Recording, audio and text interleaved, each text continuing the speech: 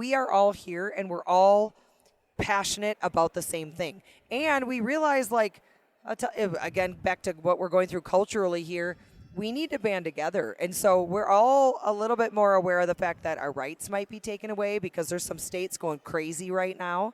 That we all love to hunt. We understand, most of us who are hunters here understand the bigger picture that, it's not just about pulling a trigger. It's about getting into Mother Nature, which leads back to us talking about health. Sunlight to your eyeballs is healthy, to your skin. When you're out in the wilderness, take those boots off and start grounding for 5 minutes. Go stand on the ground, touch a rock, touch a tree. Exactly. Listen to some water move. Mother Nature is so, so healing. But we hunters here, it is fun. It's not just an expo where people are excited to look at new products. It's almost like we're all kind of family because we're all here loving the hunt. We're raising money for conservation. We're trying to protect the hunt, protect the species, and it is a really good vibe.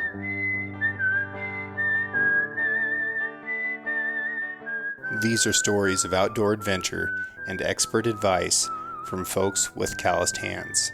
I'm James Nash, and this is the Six Ranch Podcast.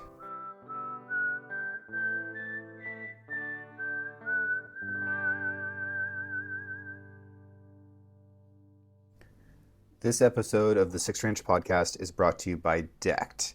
That's Decked. If you don't know what that is, Decked is a drawer system that goes in the bed of a pickup truck or a van, and it'll fit just about any American-made pickup truck or van.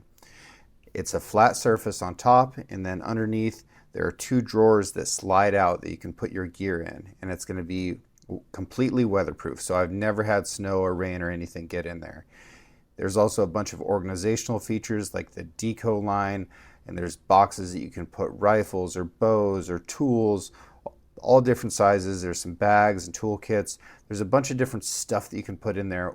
But the biggest thing is you can take the stuff that's in your back seat out of your back seat and store it in the drawer system, and it's secure. You can put a huge payload of a couple thousand pounds on top of this deck drawer system. There's tie downs on it, so you could strap down all your coolers and your four-wheeler and whatever else you've got up there. It's good stuff. This is made out of all recycled material that's 100% manufactured in America. And if you go to decked.com/sixranch, you'll get free shipping on anything that you order. This show is possible because companies like Decked sponsor it. And I would highly encourage you to support this American-made business and get yourself some good gear. What's the most scared you've ever been in the woods? I can relate to that because it was just this year. No, there's 2 times. Just this year was one on my Utah mountain goat hunt because I'm not a fan of heights. And I was literally, so first of all, I never knew what a panic attack was. I've truly never had one. And I had 3 of them on my mountain goat hunt because of the heights. Like one day I was a 17-day hunt because 4 days of scouting, 13 days of solid hunting, got cliffed out on day 14. I could not move. I was so freaked out. Like I couldn't go any higher. I was afraid to go. I felt like I was dangling off the mountain. That was my first panic attack. And then on day 17, the day I killed my goat, getting to my goat and then trying to get across the shelf back with the heavy pack, those 2 moments were truly terrifying. And then the one day about 5 years ago, we ran into mating grizzlies. Now, ran into, quote, air quotes, is relative. They were across the mountain at 400 yards. But this is right outside Missoula, Montana. There's no, quote, unquote, grizzlies really in this area, which, of course, there are. And it was intense. We heard their rah-rah-rah, in the bottom. It was echoing. We thought they were in the bottom of the canyon. But then all of a sudden they popped out and they were like 400 yards. We spent 7 hours filming mating grizzlies. It was awesome, but like a little terrifying. No, it wasn't really terrifying because there was a big enough space, but it was epic. But now that I say the word grizzly, I arrowed a bull I think it was 2015 on the Rocky Mountain front in Montana. I wasn't sure I actually got 2 arrows into this bull, and I wasn't positive. Really? Yep. I can tell you the whole story. It's actually a pretty good story. I shot, the first shot was like 45 yards, thought it was good, but we could not tell on the video. We watched the video back. But as this bull ran down and ran over, I was able to run after him, and he was kind of clogged up behind some cows, so I got another one in him at 60 yards. It was, and I do not shoot 60 yards personally, so it was a Brett Favre Hail Mary. I already had an arrow in him. We had to leave that bull because I was not sure. Right. I did not want to bump that bull, and we had just got done filming. In the 10-day, it was the end of a 10-day hunt, 11 different grizzly bears. And so it's Grizz Central there. And I had to leave that bull, and I knew he was obviously bleeding, leaving a blood trail. And the next morning, I literally went in, and I had the bow in my one hand, narrow arrow nocked, spray in the other. My cameraman had a Glock and the camera in the other hand. We were so freaked out. And luckily, a bear had not yet found my bull. I found my bull 100 yards into the Quakies. But that... Besides my mountain goat, that probably was the scariest, morning of hunting, just because grizz freak me out. When you first heard those grizzlies that were breeding, at any point did you think maybe it was just Laura Zira on the other hillside? Actually, I did. I stopped for a second. It's really funny because it sounded to me like a bear fight, you know, and I've never watched mating grizzlies, but we did for 7 hours. And now mind you, everyone's going, wow, power to him, 7 hours. They weren't together nonstop, but he wouldn't let her out of his sight. Interesting. So the 7 hours we watched him court her, tender, sleep together. It was so funny. She tried to sneak away. You could literally, like a cartoon, watch her like lift her head up. He's got his head on the ground and slowly, methodically turn and try to walk away. He'd probably hear a stick crunch or something. He'd whip his head up and go cut her off. Right. Like she wanted to get away from him, and he would not let it happen. But we watched him mate 4 or 5 different times, and when they parted each time, maybe like dogs, I'm assuming, never really watched that either, she would get on her hind legs and beat the crap out of him, and they would fight for 10 seconds, 15 seconds, and then they would chill out, and that was the pattern all day, all 7 hours. It was so cool. But I just thought when we first heard it that it was just maybe 2 bears fighting, not courting, mating, fighting. It was awesome. That's interesting. Yeah. It was really cool. It's like watching Nat Geo. I mean, how often do you get to watch that? Never. I mean, maybe once in a while if you're like in Glacier National Park or in Yellowstone, but to be able to only be at the closest, we were only 200 yards because they ended up in the course of the day moving down the mountain ridge. We were able to kind of get on our ridge a little bit closer. But to watch that kind of behavior, like that's the kind of, when I'm talking to non-hunters, that's what I say, like those days are what it's all about. Like if we weren't hunting, we would have never watched that. It was incredible. I actually did a full episode about that. And you can see it on Skullbone Chronicles on Carbon TV. It's called like Grizzly Mating or Grizzlies Encounter or something like that. And it's really cool footage. Tell me about what Carbon TV is, because there's still a lot of people that just have no idea. Yeah, Carbon TV is like YouTube for hunters. It's free, just like YouTube. Although, unlike, I'm never on YouTube. I'm probably one of the rare people. I'm never on YouTube. I guess you can buy a subscription to like not get ads and stuff. It's not like that. When I say it's like YouTube, it's literally free for everybody. It started out as an app to where you could watch it on your phone. Everything's free. No subscription at all. And now it is like watch mainstream TV because in the last 5 years they've just advanced the company so much. It's all hunting, fishing, and outdoors. And you can put it on your main TV if you've got a Roku stick or a Fire Stick. You just go into the menu and there's a setting that it says add channel, and you can search for channels, type in Carbon TV, and you can literally add it to your menu right next to Netflix, Amazon, whatever the apps you have loaded on your TV. If you've got a Vizio TV or a Samsung TV, newer than 2017, you can simply do the same thing. You can go into their apps, search add Carbon TV, and put it right in your main menu. So what was just a phone app is now mainstream TV. What about uploading to it? I don't have to do that. Thankfully, I've got my business partner, Heath. I don't have to do any of the uploading. He's my editor, cameraman, and he does all my uploads. But it's a pretty super easy process from what I hear. So anybody can upload to it? You have to go through Carbon and Okay. sign a contract, and they have exclusive contracts and non-exclusive. You do not have to just air your content on Carbon. A lot of my friends have their stuff on Carbon, also on YouTube, and maybe some other platforms, but is the #1 hunting and fishing outdoor content platform. How does it make money? It has ads. So if you go into my show, you'll see a 15-second, usually Chevy, they're one of my partners. You'll see like a 15-second Chevy ad, but it's ad revenue based. But it's not broken up with tons of commercials through it. You've got to, it's funny, you think, big deal, 15-second. But nowadays, kids are like, what? I have to sit through a 15-second commercial? We're Right. all so, just digitized our brains are. But yeah, it's ad generated. There's banners up on top. They make their money that. But ad revenue generated, but not loaded with ads through your, as you're watching, just in the beginning. What animal would you most like to watch in the wild? I'm going to throw. I want to see a sloth because I've never. Yeah. I'm kind of obsessed with. So I was obsessed with porcupines for years. I had never seen one, and I had bow hunted Wisconsin, lived there 20 years before I moved out west. Had never seen a porcupine. Well, now they're like vermin, and you see them everywhere, right? So I'm graduating to sloths. I would love to see sloths in the wild. Would be so awesome. I'm kind of one of those freaks. I belong to sloth pages on Instagram just so I could see them. Their babies are the cutest things you've ever seen. And every once in a while, I don't even know where they live, like the Amazon or whatever. You'll see somebody driving along and have a sloth rescue, like we have turtle rescues here.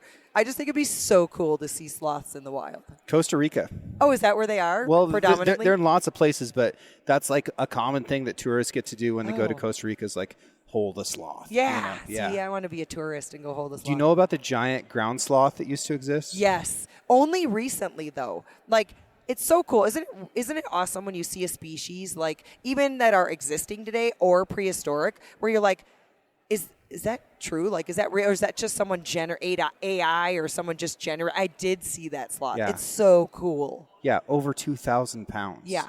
What an incredible animal. How amazing. Oh, my gosh. To put that into perspective today, the largest land mammal in North America is the bison, coming in at like 2,200 pounds at the top end. So to have a sloth that was bigger than that, it's just, I don't know what I would do if I saw such a thing, right? That would be epic. That would be so cool. I still, once in a while, will come across a species that I'd never seen before. And I'm like, I was one of those kids who like grew up watching nature shows. I grew up with Jack Hanna and even before that Marlon Perkins. And like, I've always loved animal shows. And you think, okay, I'm pretty old now. I've been around the planet over 5 decades. And every once in a while you see a species, you're like, what is that? I can't think of the name of it right now. I saw it for the first time ever a couple of years ago. I was in a museum in Oklahoma, and it was a skull museum, but they had a ton of taxidermy, so not just skulls.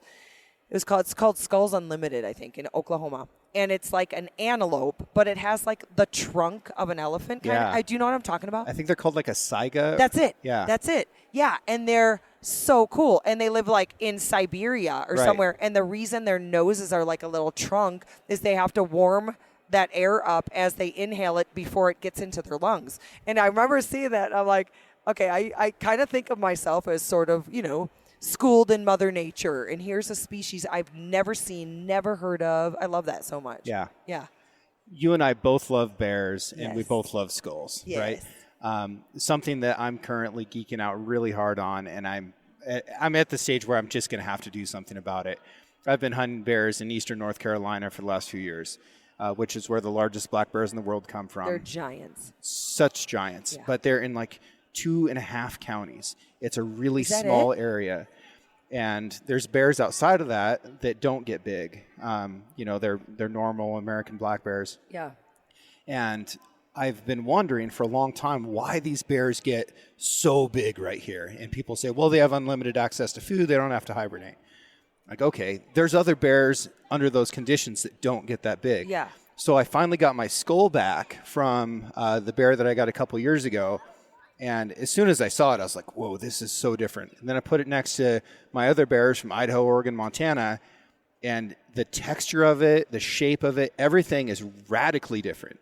It looks more different from an Idaho black bear skull than than the Idaho black bear skull looks from a grizzly skull. That's so fascinating. I've never hunted bears. I've killed 17 bears. I'm kind of addicted like you, but I've never hunted the Carolinas. So that's so fascinating. What do you think? What's the difference?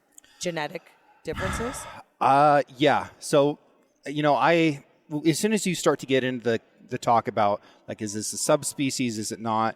I mean, that's largely determined by the scientist and whether they're a lumper or a splitter. And, it largely doesn't matter. Another thing that's interesting about these Carolina bears is their skulls are short. Oh. So they're very wide. They're huge-bodied bears, up to 900 pounds. Right.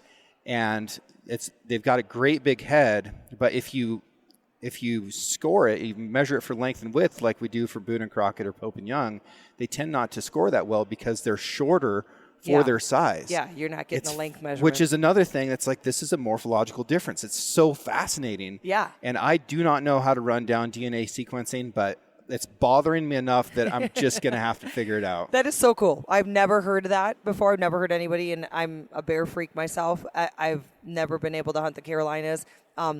That's fascinating. No, I love it. Yeah. Yeah. And I'm kind of a skull gal myself, so I'm surprised I've never heard anyone else talk about that. My podcast studio at home is just skulls. It's like wall-to-wall skulls. And I often will ask guests to see if they can name them all. And it's really interesting. Jordan Manley, who was just on the show, did better than anybody's ever done before, including big game biologists and stuff like that. That's awesome. Love that. Yeah. But I think my favorite out of all of them that I have is the river otter. Oh, I have an otter. It's not a river otter. I have a sea otter. Yeah. But they're cool. Are they the long and flat? Yeah. Yeah. They look like an little an fangs. alien thing. Yeah. But their brain to body ratio is incredible. Yeah. They have such a huge brain. And I have a hippo in there too. And this river otter brain isn't that much different from the size of the brain of this 2,000-pound hippo. Really? Yeah. Oh, hippo skulls are so cool with their rippers and cutters and They're the best. Oh yeah, they're look the at best. That. I love them. That's awesome. Yeah, hippos are such an incredible animal. They so really tough, are. so odd. You know. Well, and most people have no clue about their behavior. Sure. They see the big fat one at the zoo and they're so cute, and the babies and they're so cute. Oh my, are they fierce? Yeah. Fierce animals. Really grumpy. Yes. Yeah. Crabby. Bad attitude. Bunch of Karens. But you know what? If I could only eat vegetables, I'd be grumpy too. Good point. You sure they don't eat a zebra too as they cross? You never know. I think just a little chump. They might do it out of spite. I don't think they swallow though. Yeah. What's the most underrated species to hunt in North America? Oh, that is a question I have never been asked. I love it so much. Yes. Underrated. Okay, I got it. Sitka in Maryland. And the reson I say that is I didn't even know these existed either. Yeah. So a guy came up to me at SHOT Show. This is probably 6 or 7 years ago. His name is Dale Gertz, and he had messaged me a bunch on Facebook about coming to Maryland and hunting Sitka deer. And I've never hunted high fence, so I didn't know if that's what he was talking about or what do you mean Sitka deer? And I'm thinking Sitka blacktail in my mind. That was the first thing that came. I knew nothing about this amazing little species that was brought to the shores of Maryland at the turn of the century. And they were a gift, I guess, to someone. And as well as most of them were placed on an island off the coast of Dorchester County. And then I don't know if it was due to storms or I'd be lying if I said that I knew the exact history. But they came across to the mainland, as well as their Phragmite grass, which is that super tall, 10, 12 foot tall Phragmite grass that's super invasive. Mm-hmm. We actually have it all over here in Utah. And it's got big poofy things on top of it. It's kind of beautiful. It's beautiful, but it's invasive and chokes out everything. But that, as well as the Sitka, just flourished in Dorchester County, Maryland. And he said, you need to come hunting with me. And I'm like, I know nothing about them. Tell me a little bit. And we talked for a couple of years before I actually made it happen. And it was such a cool hunt. Number one, because I knew nothing about it going into it. And their behaviors, the fact you have to literally put on waders to get to your tree stand because you're hunting the swamps of Maryland. And, a couple of different times I'd fall and, holding my bow up and just getting waterlogged.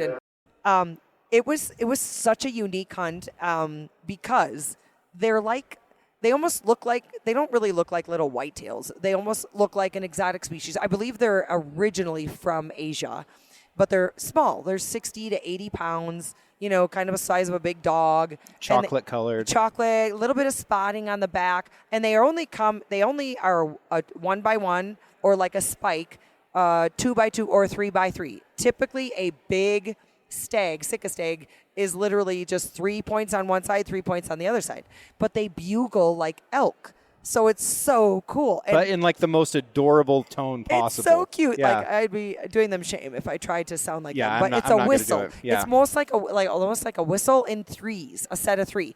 So like you're sitting there and there's mist coming off the water and you're smelling the swampy air, and all of a sudden you hear this whistle, and he calls out 3 times in the whistle, and then couple minutes go by and he'll whistle again, and you can like totally tell like that whistle's coming closer. So it's so exciting in that way. And the little hinds, we had the first day we were out in a tree stand, had a little hind, and they're super aquatic, so they swim really well, like just like the most skilled water dog.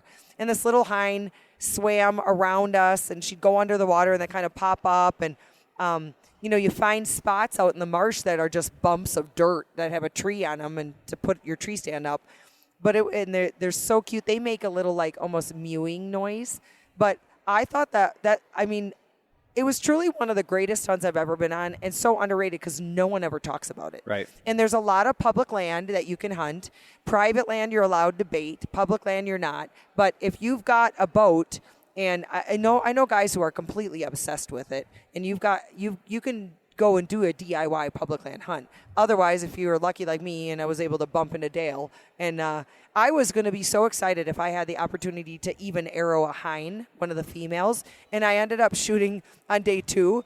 It's not the best footage I've ever filmed because he put us in this stump blind that literally looks like a monster tree stump, but it's not very conducive to filming. There's 2 little slits that you can either shoot out of or film out of. So we were kind of joking about like, we'll sit here in the morning and then we'll go back out into the swamps. And wouldn't you know it, I look out there and I did a bit of research and I'm like, that's a giant. Now it's hard to say that's a giant when you're used to looking at, big bulls, bull elk. But for that species, I knew it was a really good one. And even though like the footage on the episode is not the best because we're filming out of this little slit of a tree stand or a ground stump stand, I arrowed this stag and placed a good shot, and it happened to be the 7th largest ever taken with a bow at the time. I think it's been beat since then, but yeah, just dumb luck, right? Dumb luck, but that was an amazing hunt. That's awesome. Yeah. So people call them Sitkas, Sikas, Sikas. Yeah, you're right. Every name under the sun. Yeah. I was told Sitka is what the locals say, but I've heard Sika more than anything. Yeah, and everybody is very confident in their own pronunciation. Exactly. Like, all right, whatever. Yeah. I'll call it whatever you call it. They are super cool. One of my clients lives on the Eastern Shore, and he has them that come into his yard at night, and he'll send me videos and stuff. And the sounds they make are just adorable. It's so cute. Yeah. And if you could actually go during their roar, like a stag roar, and hear them, it's magical. Yeah. You're really, and it's cool. I almost felt like I was in Cambodia or Right. something, just completely different terrain than I'd ever hunted before, and a species I'd never seen, never heard. It was such a cool hunt. So Yeah. I would say that's highly underrated. Okay. What's the most overrated? Oh, I don't know. I love it all. I I can't know bash you don't anything. want to say it, but I know. there's got to be Okay, something. I'm not going to say species, but the most overrated, I think, is sitting in a box blind, sitting in your tree stand all day long. Like, it is so hard for me to do that now. Yeah. I mean, after I grew up doing that, I picked up a bow when I was a freshman in college, and I've been bow hunting for 32 years now.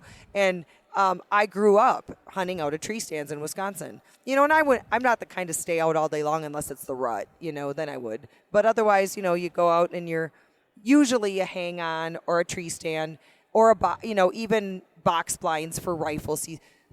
Do I have a hard time sitting still now? After you're spot and stalking elk or muleys or even antelope, it's just so hard. So I'm not going to bash on a species, but I will say the most overrated kind of hunting is tree stand hunting. Yeah. Yeah. unless you're in the rut.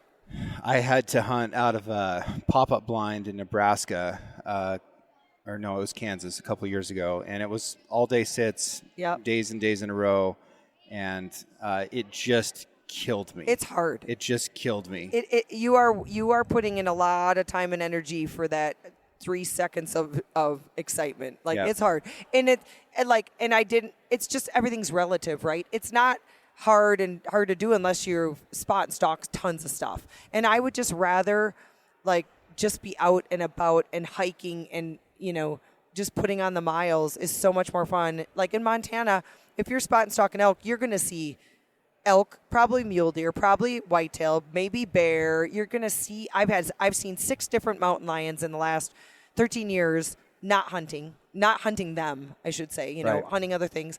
Like wolves, I've seen wolves.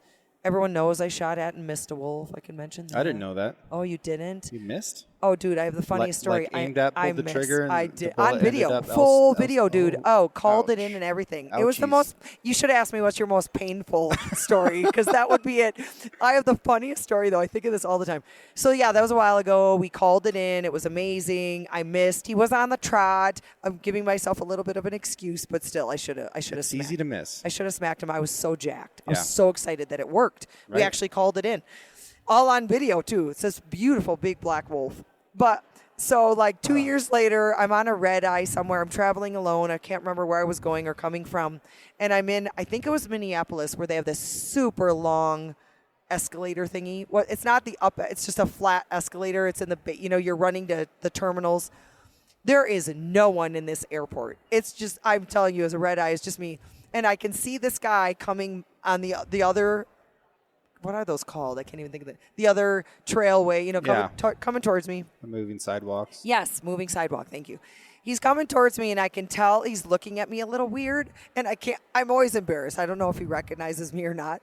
And right as we passed, he said, I cried with you when you missed the wolf. That's all he said. He didn't say, hey, you're Skull Gal, or hey, Jana, nothing. I cried with you when you missed the wolf. It was the funniest experience I've ever had. And I think about it all the time. But that was a painful, painful day for me. Actually, weeks on end. I was so mad at myself that I just didn't take more time. It was like 80 yards, too. It was nothing. And but everything happens for a reason. It's probably a good thing in the long run. I was a Montana wildlife commissioner, and the last thing, and the wolf issue is still very hot in Montana. What should the quotas be around Yellowstone? So it's probably good that there's not Jana, the commissioner, with a big grip and grin of her big wolf circulating during that time of my life. But it was painful. Yeah. Yeah. Everybody misses. I know. Yeah. I know, but not at a wolf and on video. Yeah, that is pain, for sure. Oh man. Yeah. Well, what kind of hunting do you find most satisfying? I guess because we're talking about polarities here. So like overrated, underrated. Yeah. We talked about pain. We talked about what's not satisfying, being just sitting static for long periods of time. Would you prefer spot and stalk on a species that isn't vocalizing? Do you like calling? Where do you land on that? I really love it all. And I hunt with a rifle, I hunt with a bow, I hunt with a pistol. So, and muzzleloader. So with big pistols. Yeah, with big Desert Eagle 420. Although I did just get a new one that I've not hunted with yet, but I did just get a 30-30 revolver. It's beautiful. Her name's Rose. Oh. She has a rosewood handle, and she's so beautiful. Yeah. It was built by the guys at Magnum Research, and I'm going to bear hunt with it this year. So maybe I would love to branch from bears and cats and hogs to deer, elk. I just haven't had the opportunity yet. But I killed a bull with my 10 mil 2 years ago. You did? Yeah. Oh, that's awesome. It's pretty sweet. Nice. How far was it? 35 yards. Oh, heck yeah. And he was dead really quickly. I know that, actually. Yeah. Now that you say that, I do remember that. That's awesome. I don't know. I don't know very many people have done that. I don't know. The only one I know who's like so proficient is Todd Orr. Do you know Todd Orr's story? He was attacked by the grizzly. Twice in a day. Yeah, exactly. Double dipping. I think he's killed like 38 bulls, 39 bulls with a pistol. So yeah. But other than him, most people don't even.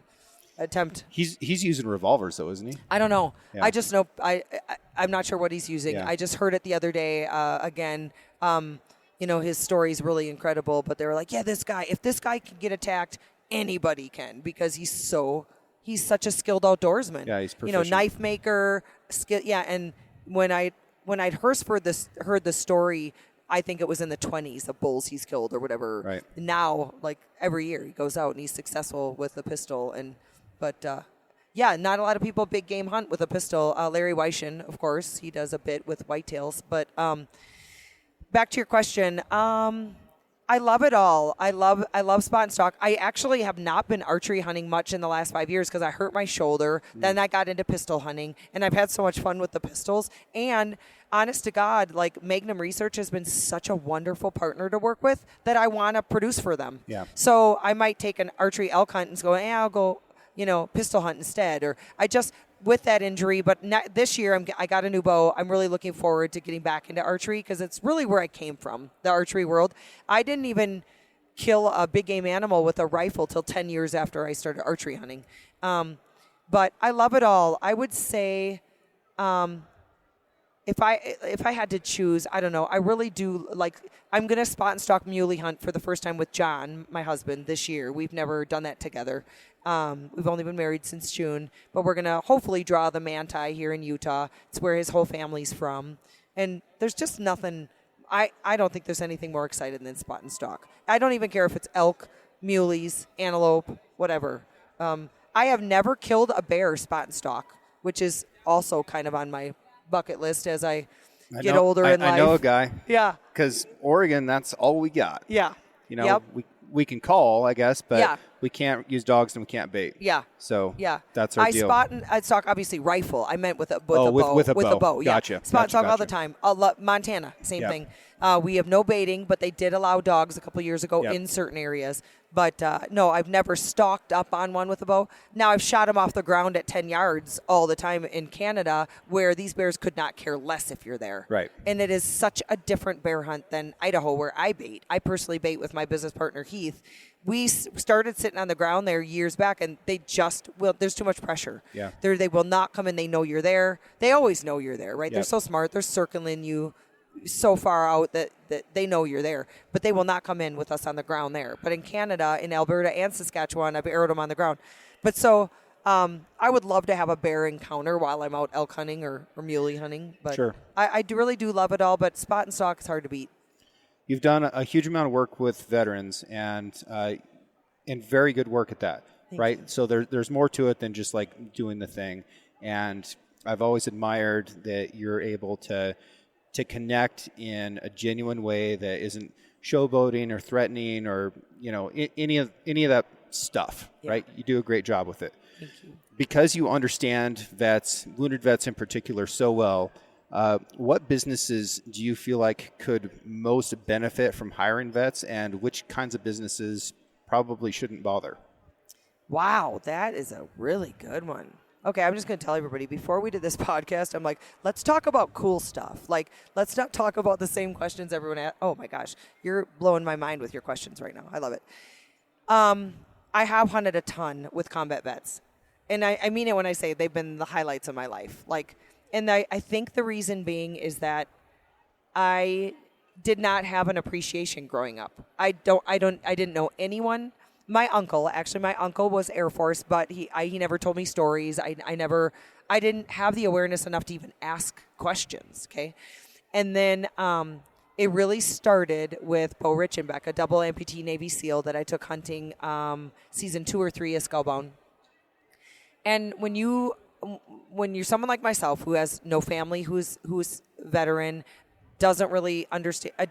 I've read tons of books, right? But when you're sitting at a campfire or you're sitting on the mountain, wait hours on end, days after days, and you're sitting next to a vet who's willing to share their stories with you, and you realize half the time ends up where we're both in tears or we're laughing, and you realize what these men and women, because I've done a couple hunts with like combat medics or flight crew chiefs who've seen hell and back. But when I say it's usually men, of course, because men are in combat with so much more than women. And I'm not to say that women don't experience the hell of war at all. I'm not trying to be disrespectful at all. But when you're sitting on the mountain with these guys and they share with you of losing their best friends, in their arms, or, having their life completely turned upside down, losing, 1, 2, 3 limbs I've taken. It makes me just feel so, number one, proud to be an American, ashamed I didn't have the appreciation I should have growing up, and even in my 20s and didn't in 30s. Wasn't until my 40s that I understood what our military men and women go through. I often think, how would I have handled that situation if I lost my legs, if I couldn't do what I do? So it makes me appreciate my health. It makes me appreciate our freedoms in this incredible country that we live in, which I'm just, like everybody right now, shaking my head at half the time of culturally what we're going through right now. We've got idiots burning the flags and not appreciating what our military goes through. It's really, truly been life-changing for me.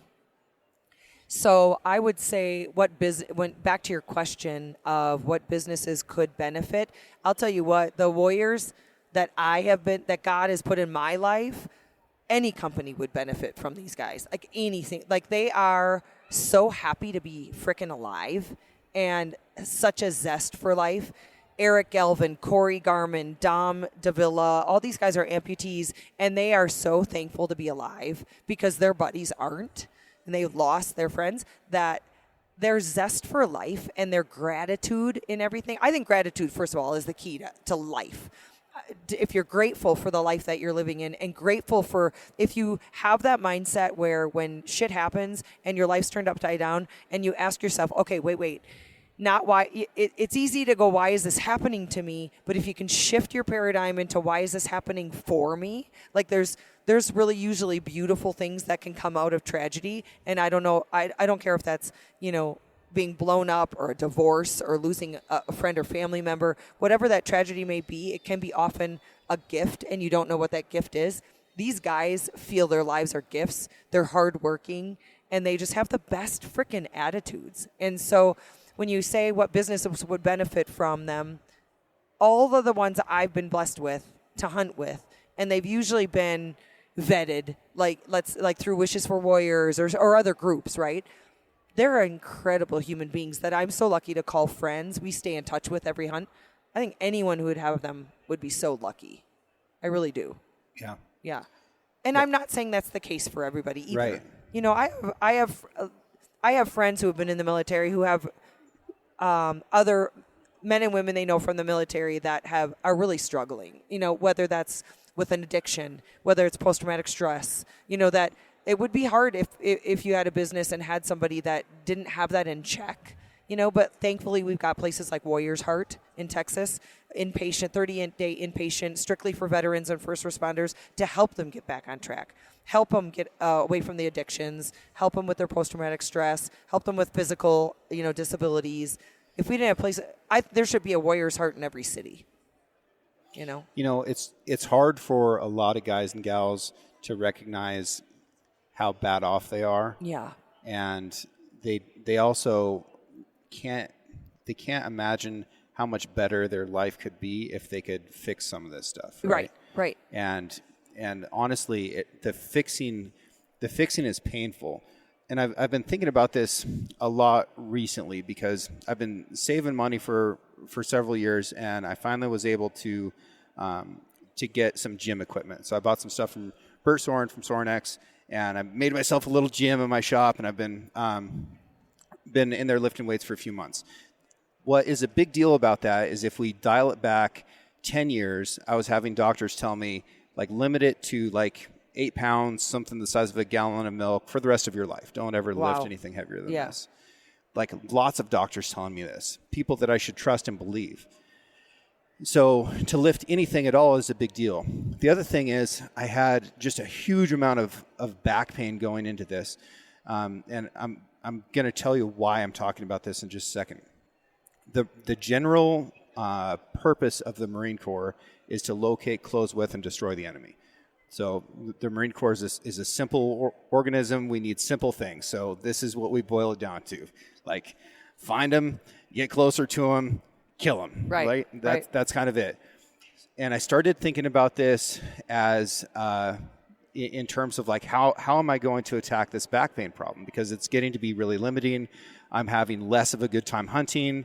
I'm physically limited in my guiding. I tried to pick up my nephew, and I was like, oh, I don't know if I can do this, right? This is starting to become a problem that needs to be addressed in a serious way. It's like, okay, so what's the enemy in this situation? It's back pain. What do I have to do in order to get rid of that? Well, I've got to go towards it. So I had to cause myself more pain initially, but right now my back feels better than it ever has, right? Mm-hmm. And I had forgotten how good it can feel to just have a little bit of strength back. Yeah. And to be able to move around and to not wake up and just hurt really bad. Yeah. But it takes a huge amount of courage to be able to go in that direction. And for anyone out there that's listening, I want you to think about this from your own perspective. And if something like Warrior's Heart is right for you, you need to look into that. Right. Because there's a good chance that your life could be better than you could imagine it, but you've got to go towards the pain in order to get there. Yeah. Yeah. And unfortunately, I don't think if one good thing's come out of COVID, it's maybe that all of us think a little bit more clearly about westernized medicine, right? Instead of here's this pill, pop this pain pill. There's nowadays it's so popular to get into biohacking, and guys, first of all, props to Bert Soren, one of my favorite human beings. He's just amazing, and he's really into that biohacking world, of the what can we do? Of course, getting our bodies stronger, our relationships stronger, from cold plunging and sauna and all that. And it's funny, it sounds corny, but all that is pieces to the puzzle of health. Yep. Whether, sauna and cold plunging is something that we finally just added to our house and are really excited about it and feel so much better on it. But no, I think you're so right. And it can be, I'm sure, very scary. I don't know what it's like. I've never had back problems. I haven't dealt with a lot of the health issues that a lot of our combat warriors go through. But you're right.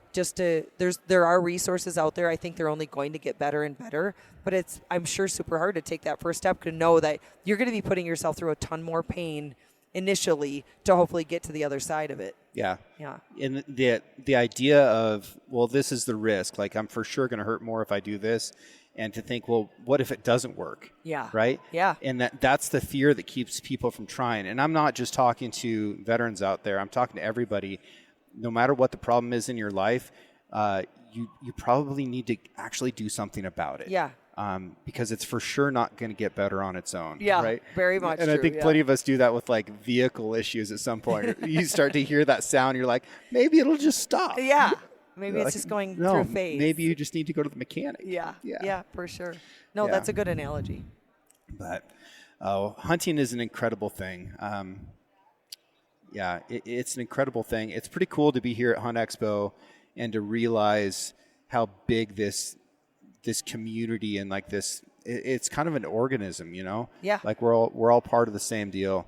And so many people are just walking around and smiling and happy. And shows can be a drag. Show season is a long ordeal. People get really sick who have to do the show circuit just because you're contacting so many people, and it can be really emotionally draining and exhausting. But when you see people that are just like pumped to meet you, or they're really excited about this new piece of gear technology, or they're trying to book a hunt that they've been saving up for, how cool is that? It's so cool. And there's such a bigger message here at like Hunt Expo that is, I can't imagine it being like this at like, the Concrete Builders Expo. Yeah, the World of Concrete. Or the Home Builders Expo. Like, we are all here and we're all passionate about the same thing. And we realize, like, again, back to what we're going through culturally here, we need to band together. And so we're all a little bit more aware of the fact that our rights might be taken away because there's some states going crazy right now. That we all love to hunt. We understand, most of us who are hunters here understand the bigger picture that, it's not just about pulling a trigger. It's about getting into Mother Nature, which leads back to us talking about health. Sunlight to your eyeballs is healthy, to your skin. You know, when you're out in the wilderness, take those boots off and start grounding for 5 minutes. Go stand on the ground, touch a rock, touch a tree. Exactly. Listen to some water move. Mother Nature is so healing. But we hunters here, it is fun. It's not just an expo where people are excited to look at new products. It's almost like we're all kind of family because we're all here loving the hunt. You know, we're raising money for conservation. We're trying to protect the hunt, protect the species, and it is a really good vibe, you know, that I can't imagine the Concrete Association has it. I've tried to describe it to people outside the community before, and they're like, so it's like a big yard sale? Well, kind of, but also no.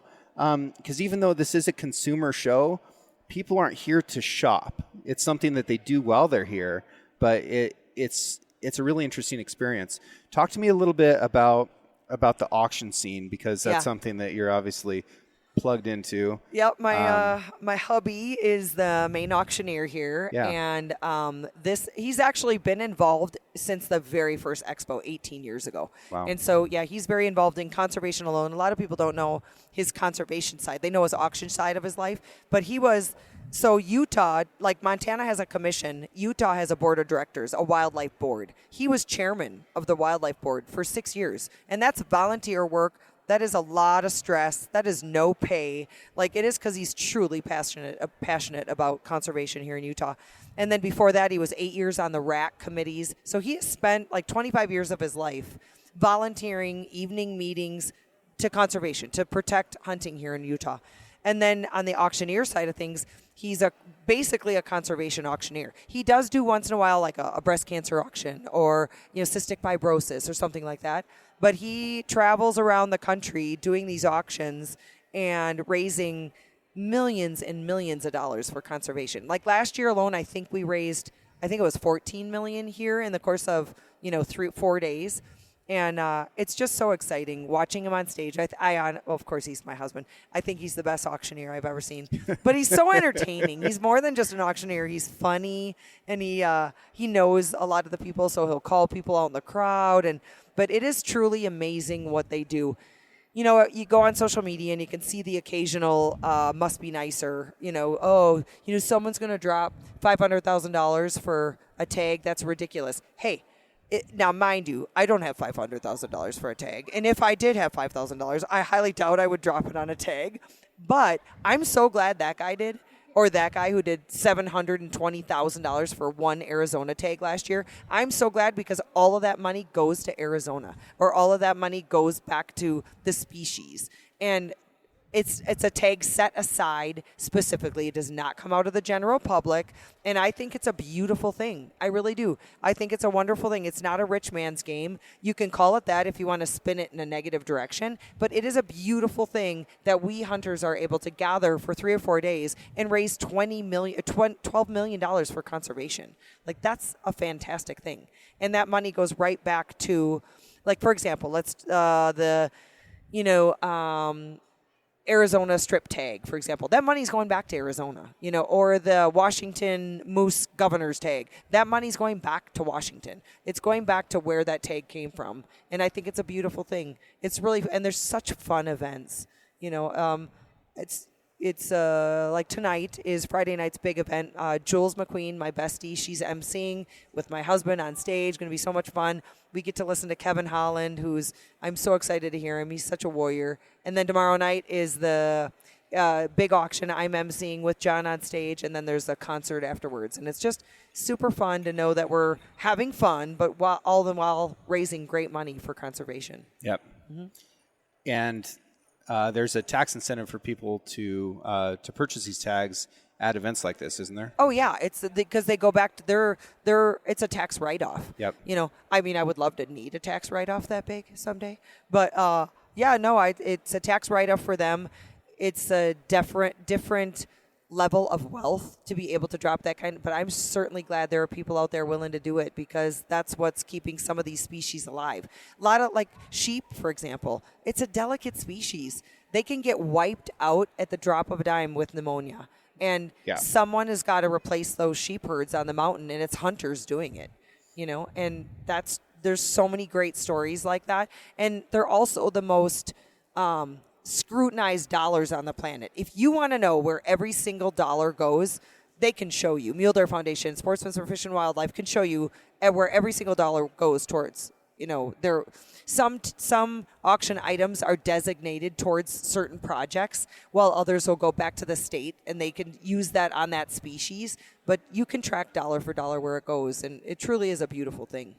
And it's not just it's not just hunts for millionaires. Like, there are some deals that come through these auctions sometimes. Steals. I was at one time. It wasn't a big one like this. I was at one time where a 4-person hunt to South Africa went for $600, but there was no minimum on it. Yeah. Went for $600. You can't go wrong. And you got Impala, Blessed Buck, Warthog, and you can always upgrade if you want to go. I mean, there are really some deals. Yeah, I was at Sheep Show one time, and a safari that was like a buffalo leopard 21-day safari was coming through, and it stalled out at $5,000. Like, nobody was bidding on it. It was early in the night. I'm looking around, like, that's like a $30,000 hunt at least. And as it happened, there was also some alcohol that was involved, and I bid on it. Did not have the budget to be spending $5,000, and nobody bid. And I was like, "What just happened? What just happened? Did I just spend all my money?" And fortunately, thank baby Jesus, there was a minimum on it. So I didn't go bankrupt. But that is a steal, dude, for a leopard. And for whatever the minimum was, $8,000 or $10,000, it still would have been an absolute steal. Yeah. So and it's a tax write-off on top of that. Yep.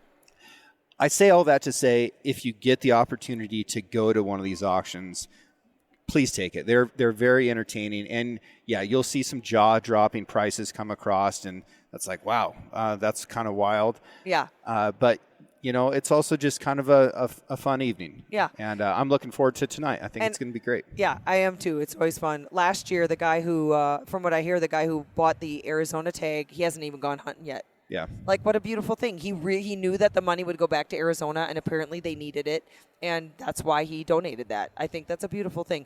There are some naysayers, even in the hunting industry, who, once in a while will get on and, but where's the money go? Whose pockets are being lined? Do your research, because if you really want to know, it's all right there. And there's some great projects. For example, like Sportsman's for Fish and Wildlife is one of the main partners of the whole event of the Western Hunt Expo. And they started a nursery that is so cool. A lot of people don't even know about it yet.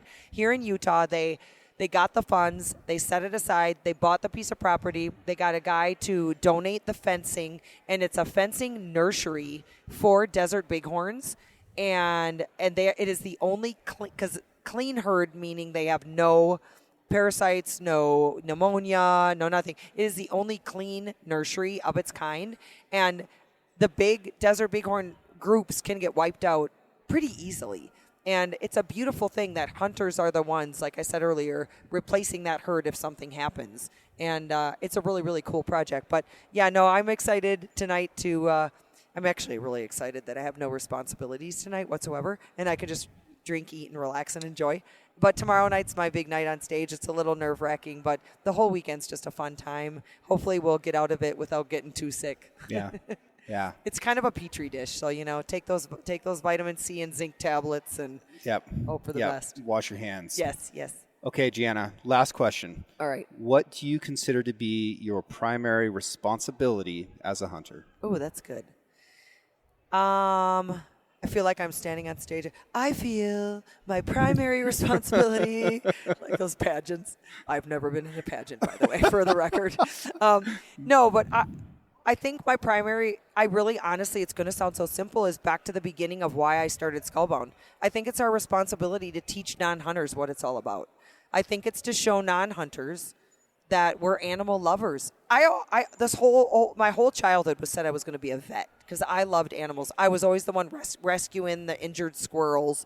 And, I had every pet under the sun. I love animals to this day.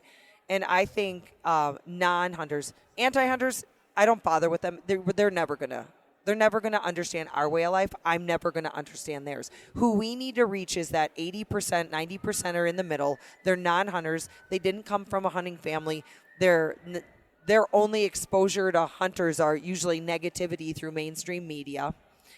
I think it's our job to have conversations with, or social media posts for, hopefully they reach friends of friends on Facebook, right? Because let's face it, most of our friends are hunters. I think it's our responsibility to teach them what hunting really is.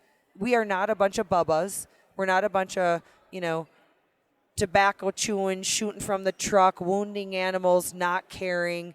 That's not us. That's what mainstream media would love to portray us as. But we're animal lovers. We're here to protect the species better than any other group in this country because of the North American conservation model. And I think it's our duty to spread the story, the true story of what hunting is about. Gathering your own food, being out in Mother Nature, time with family, becoming skilled. I'm telling you, if every teenage girl and boy became skilled at a weapon, I don't care if it's archery, rifles, shotguns, maybe pistol shooting, if they became skilled at a weapon, think of the confidence that would build for them, to be able to get their own food, defend themselves, defend their family. And it's cool. It's a skill. You have to practice. You have to become good at it before you're going to take aim at an animal. It's a skill. And I think I wish hunter safety was in every single, school in America. But I think it's our responsibility. Back to my question, pageant question. It's our responsibility to teach non-hunters what it's all about. And you don't have to teach all of them, but all of us have to teach somebody. And they just have to understand. Yeah. I don't expect them all to run out and become hunters. Yeah. I just want them to understand so they don't fight it. Yeah. So they don't fight us. So they don't, from the ballot initiatives to stupid legislation that gets passed all the time, so they understand. And that they also don't fall victims to the anti-hunters bogus, right. All the propaganda BS that gets put out with them. Help save the wolf. You're kidding me, right? My mom gets them. Like, all right, Mom, you got a Save the Wolf postcard. Who did you give $10 to? I don't know, the World Wildlife Federation or whatever. I'm like, stop doing that. You need to send money to groups like Mule Deer Foundation or Foundation for Wildlife Management. Hunter-based animal-loving groups is where you should be sending your $10. Yep. But it's scary. The amount of dollars and money raised by the anti-hunting community and like HSUS, Humane Society of the United States is the biggest anti-hunting group out there. It's amazing the millions and millions of dollars raised every year, and they're putting messaging out there on social media, postcards, ads. You've seen the ads, Sarah McLachlan playing in the background, save the puppies. It's all bullshit. Yeah. And it's an exhausting battle to fight, and we'll never get a break. Like we're always going to have to show resistance. We're always going to have to set an example. But ultimately, like if you just talk in a positive way and an honest way Yep. about hunting with people who are in your circle that aren't hunters, that's all you have to do. Yep. That's it. That's Speak enough. from the heart. Yep. Yep. Speak. What does it really mean? What does it mean to you and your kids, your family? What does it mean to sit around at the dinner table and celebrate the venison that you got, or the elk steaks, or the pheasants? It really. I got to real quick tell you my favorite anti-hunting story. I got on an airplane. This was probably 8 or 9 years ago. I sat down next to a very, very good-looking, spiffy African-American gentleman. He had a suit and tie on. He just looked so sharp. And it turns out he was a professor from McGill University. And he sits down, and we just started making chit-chat. And he's like, so what do you do? And I said, I actually host a hunting television show. And he goes right off the bat, you're not one of those NRA nuts, are you? I go, as a matter of fact, I am. And we started talking. This gentleman grew up in inner city Chicago. I grew up only an hour and a half north of him in Wisconsin, so I connected to that. But he grew up in the hood of Chicago, where guns took the lives of his family and friends all the time. He had never been introduced to, and he was a vegan. So here he is, an African-American professor from McGill who's a vegan. We had the most beautiful 2.5-hour conversation I've ever had with him, and he was definitely a anti-hunter. He was a vegan because morally, ethically, but also digestively too. Like it was health issues for him. But when I got to explain it to him, what hunting's done for my life, what I've seen it do to kids' lives, how I love guns. And he was like, wait, tell me, why do you love guns? Like, that was just, never thought about it like that. And I'm like, well, I get to provide food for my family, for them. I feel safe if I'm alone. I travel a ton by myself in my pickup. Got one in my pickup, got one by my bedstand. I feel confident with it. I feel more secure. Am I ever going to be 100% safe? No, no one is. But I feel like I feel secure. My life is so much better because of them. It was a beautiful conversation. And the next day, I got an email, and it said, dear Ms. Waller, you have my brain spinning. I'm never going to be a hunter. I might not ever own a gun, but I've never looked at those two issues like you explained to me before. It was such a I'm going to cry right now. It was a beautiful email. And like, trust me, it's the only one I've ever had with an anti-hunter, because they're normally not that willing to listen, but we're trapped on an airplane together for 2.5 hours. And he was clearly a very intelligent, kind human being. It was really beautiful. And I think of it all the time, that conversation, because like you said earlier, if we could be respectful in the way we communicate, tell people really with our emotions what hunting means to our lives, we can maybe convince a non or even an anti what it's all about. They don't have to go hunting. They just have to support it. Yeah. You hit on something there that I think we aren't doing enough of as hunters, and that is speaking emotionally. And I am not the right person to do it, right? I tend to lean on facts because that's what persuades me in one direction or another. But oftentimes people who have a negative outlook on hunting or guns have that from an emotional standpoint. So facts probably aren't going to move the needle for them at all. Whereas passion and conviction coming from an emotional standpoint that's backed by facts is going to be a more effective communication tool. And I also think it's a benefit being a woman, honestly, like, because I'm coming from a female feminine perspective, which is, we're the largest rising demographic in hunting, but we're still not 50-50, And so I think that particular conversation went well, because here I'm talking about hunting and guns, and he's hearing it from a woman perspective. Yeah, you weren't threatening his masculinity. No, not at all. And I think you're right. You're so right that it's our responsibility to think about how we communicate things. And I'm not saying we're going to convert everybody, but man, if we could just help the non-hunters understand the necessity of wildlife management, first of all, and that, bears, mountain lions, coyotes, predators that people don't, you and I eat bears and lions. Most people don't even know you can, or non-hunters don't know you can. But also the wildlife management side of things, like we have to control our coyote populations, wolf populations. Wildlife management in those terms, I think people need to understand. And then also the benefits of how great it is to feel sustainable. We hunters didn't care that the grocery shelves were empty during COVID. Most of us had stocked freezers, or could go get more, know how to get more. And I think of, like I said, if anything positive came out of COVID, it was almost a realization of our food industry. And that's a realization that a lot of non-hunters suddenly had. Yes. Was, wait, I can't actually count on this system to provide for me all the time. Yep. And, coming from my world that's like ranching and hunting, my whole world is providing food for other people. And it was really interesting to see people's reactions during that time, and to have that, they just had this fear and anxiety of like, I actually can't help myself if I need to. It's like, well, you know what? You can. You're just going to have to pick up some skills to do it. Yeah.